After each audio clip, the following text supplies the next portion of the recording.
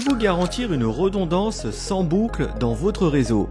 Dans ce cours, nous allons voir ensemble comment le protocole Spanning Tree résout les boucles réseau en bloquant certains ports pour créer un chemin unique. Nous allons aussi explorer le processus d'élection du root bridge, les ports racines et désignés, ainsi que les différentes variantes du STP pour optimiser votre réseau.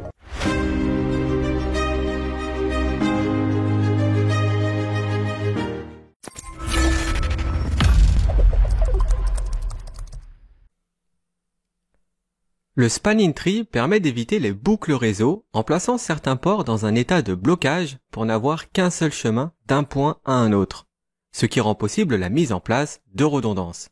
Car si un problème arrive sur l'un des segments du réseau, alors le protocole Spanning Tree réactivera le port bloqué pour que les paquets puissent passer par un nouveau chemin. Le Spanning Tree utilise des BPDU pour la communication entre les switches. Les BPDU sont des trames qui sont échangées régulièrement, à peu près environ toutes les 2 secondes, et permettent au switch de garder une trace des changements sur le réseau afin d'activer ou de désactiver les ports des équipements. L'algorithme du Spanning Tree procède en plusieurs étapes. Tout d'abord, il va procéder à l'élection du commutateur racine.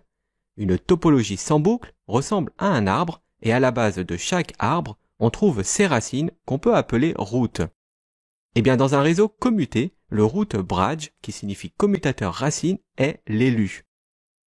Chaque switch possède une adresse MAC et un numéro de priorité qu'on peut paramétrer. Ces deux nombres forment l'identifiant du pont, plus connu sous le nom de BID. Le commutateur avec la priorité la plus basse devient le pont racine et en cas d'égalité, c'est l'adresse MAC la plus basse qui l'emporte. En règle générale, l'administrateur réseau fait en sorte que le commutateur racine soit le plus proche possible du cœur réseau en modifiant la valeur du bridge ID. Après avoir élu le commutateur racine, le Spanning Tree va déterminer les ports racines. Cette élection porte sur la distance la plus courte vers le commutateur racine. Pour ça, il se base sur le coût de chaque lien traversé, et la valeur du coût dépend de la bande passante du lien, comme le montre le tableau. Le port racine, qui est aussi connu sous le nom de route port, ou bien simplement avec les initiales RP, sera celui qui mène le plus directement au commutateur racine. Il ne peut y avoir qu'un seul route port par commutateur. En cas d'égalité, c'est-à-dire que 2 switches ont le même coût vers le bridge ID, alors ce sera le port ayant le port ID le plus faible qui sera élu. Après avoir déterminé les ports racines, le Spanning Tree va sélectionner les ports désignés. Pour chaque segment réseau qui relie des commutateurs, un port désigné, qu'on peut écrire aussi avec les initiales DP, est sélectionné par le Spanning Tree. Il s'agit du port relié au segment qui mène le plus directement à la racine. C'est d'ailleurs pour ça qu'un switch élu root bridge aura systématiquement des ports désignés. Ensuite, en cas d'égalité sur un segment, eh bien la sélection se fera aussi sur la priorité et la MAC adresse la plus basse. Et la dernière étape du Spanning Tree consiste à bloquer les autres ports pour ne pas créer de boucle. Les ports qui ne sont ni racines ni désignés sont bloqués. Un port bloqué peut recevoir des paquets BPDU mais ne peut pas en émettre. Si la topologie change, par exemple un commutateur tombe en panne, eh bien l'algorithme du Spanning Tree est de nouveau relancé et un nouvel arbre est mis en place. On a vu que l'algorithme du Spanning Tree procède en plusieurs phases. D'abord, il va élire le commutateur racine. Ensuite, il va déterminer les ports racines de chaque commutateur. Après, il va sélectionner les ports désignés sur chaque segment. Et pour finir, il va bloquer les autres ports pour éviter les boucles. Tout ce processus se fait à l'aide des messages BPDU que s'échangent les commutateurs. Les BPDU vont permettre de découvrir la topologie et d'élire le root bridge. C'est en quelque sorte le chef de la topologie Spanning Tree. Une fois qu'il est élu, les switches vont rechercher le meilleur chemin vers celui-ci et les itinéraires bis seront désactivés. Nous allons voir maintenant en détail les différents process de l'algorithme du Spanning Tree sur cette nouvelle topologie comme exemple. La première étape est donc l'élection d'un commutateur racine en désignant le bridge ID le plus bas. Le bridge ID est la composition de la priorité du switch et de sa MAC adresse. Alors initialement, tous les switches pensent qu'ils sont le pont racine.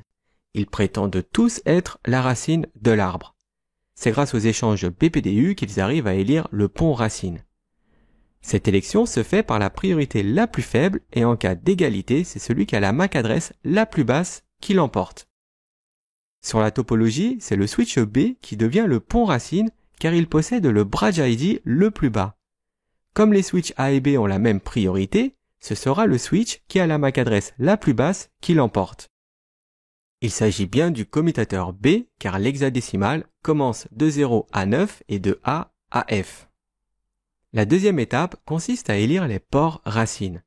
Lorsqu'un switch reconnaît qu'il n'est pas le root, il marque le port sur lequel il reçoit ses BPDU comme son port racine. Et s'il y a plusieurs chemins, alors il choisira celui qui est le moins coûteux, c'est-à-dire le plus rapide. Par défaut, le coût associé à chaque port est lié à sa vitesse. Plus la bande passante de l'interface est élevée, moins est le coût. Par exemple, une liaison de 1 gigabit est égale à un coût de 4.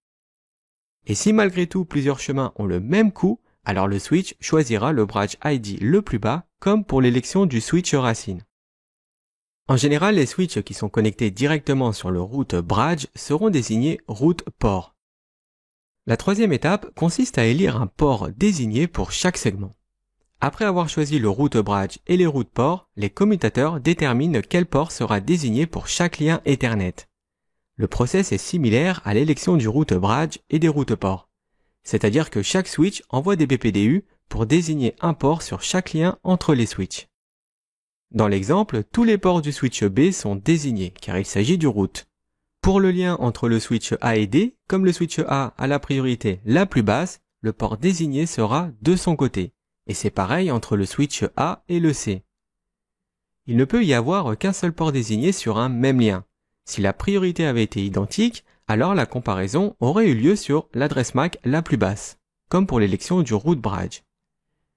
Et pour finir, la dernière étape consiste à mettre les ports qui restent dans un état de blocage. Pour éviter les boucles réseau, le protocole Spanning Tree bloquera les ports qui ne sont ni root ports et qui ne sont ni des ports désignés. Le Spanning Tree est un protocole réseau qui assure une topologie sans boucle. Il en existe plusieurs variétés. La forme la plus basique du Spanning Tree est le STP qui permet simplement une redondance sans boucle. On a le RSTP qui est l'évolution du STP car il offre une convergence plus rapide. Le PVST et le PVST+, permettent de mettre en place un Spanning Tree différent par VLAN, c'est-à-dire qu'il y a un root bridge par VLAN. L'avantage ici, c'est que la charge est mieux répartie, car tous les liens seront utilisés, mais pas par les mêmes VLAN. Il y a le rapide PVST+, qui est simplement une amélioration du Spanning Tree par VLAN. Et le multiple STP, c'est une extension du rapide Spanning Tree. Par défaut, sur les switches Cisco, c'est le Spanning Tree par VLAN+, qui est activé sur tous les ports. Alors même s'il a une convergence beaucoup plus lente que le rapide PVST+, il demande moins de CPU et des ressources mémoire pour calculer le chemin le plus court. Il permet d'avoir une instance de Spanning Tree par VLAN, ce qui donne un partage de charge plus optimal. Un root bridge sera alors élu pour chaque VLAN et des ports différents par VLAN seront bloqués. De cette façon, le réseau est encore plus redondant que dans du Spanning Tree classique.